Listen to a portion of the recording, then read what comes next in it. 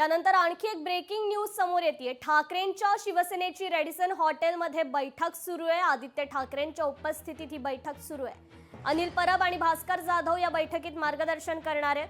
तर अधिवेशनात काय भूमिका मांडायची, कोणत्या मुद्द्यांवर आक्रमक व्हायचं याबद्दल या बैठकीत चर्चा होणार असल्याचं समजतंय। सध्या रेडिसन हॉटेलमध्ये ही बैठक सुरू आहे। अनिल परब आणि भास्कर जाधव या बैठकीत मार्गदर्शन करणार आहेत। कोणत्या मुद्द्यांवर आक्रमक व्हायचं, अधिवेशनात काय भूमिका मांडायची यावर आता बैठक होणार आहे। आदित्य ठाकरेंच्या उपस्थितीत या बैठकीचं आयोजन करण्यात आलेलं आहे। या बैठकीला सुरुवात झालेली आहे। ठाकरेंच्या शिवसेनेची रॅडिसन मध्ये सध्या ही बैठक सुरू आहे।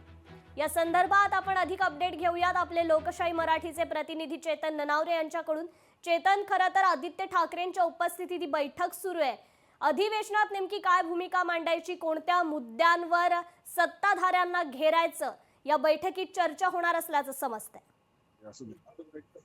निश्चितच कृपा, एकंदरीतच ठाकरे गटाची जी बैठक आहे त्याला आता सुरुवात होत आहे आणि या बैठकीमध्ये ज्या प्रकारची माहिती आहे स्वतः आदित्य ठाकरे आहेत ते मार्गदर्शन करतील। इतकंच नाही तर स्वतः अनिल परब आहेत, जे ज्येष्ठ नेते आहेत ठाकरे गटाचे, ते देखील मार्गदर्शन करणार आहेत। सुनील प्रभू असतील, सुनील शिंदे असतील किंवा महेश सावंत असतील, असे प्रमुख जी मुंबईतील मंडळी आहेत, आमदार मंडळी आहेत, ती देखील या बैठकीला पोहोचलेली आहेत। आणि या बैठकीमधून एकंदरीतच येत्या अधिवेशनाच्या 6 दिवसांमध्ये विरोधकांना घेरण्याचा, विरोधकांकडून सत्ताधारी पक्षाला घेरण्याचा प्रयत्न केला जाऊ शकतो। जी, निश्चितच चेतन, खरं तर अनेक मुद्दे आहेत। त्यापैकी जर तो पार्थ पवार जमीन घोटाळा प्रकरण असेल किंवा अनेक निवडणुकीपुरतेचे जे मुद्दे आहेत, मग तो दुबार मतदार यादीचा प्रश्न असेल किंवा आता नुकताच 21 डिसेंबर रोजी निकाल जाहीर होणार आहे त्या संदर्भातील मुद्दे असतील, असे अनेक मुद्दे आहेत जे विरोधक उद्याच्या अधिवेशनात मांडू शकतात।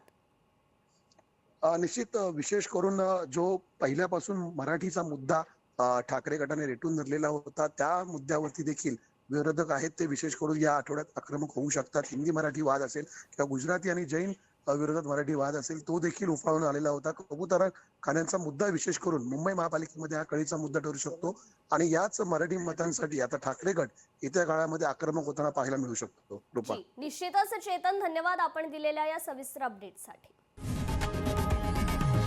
लोकशाही मराठी ऐका, पहा, जागरूक रहा।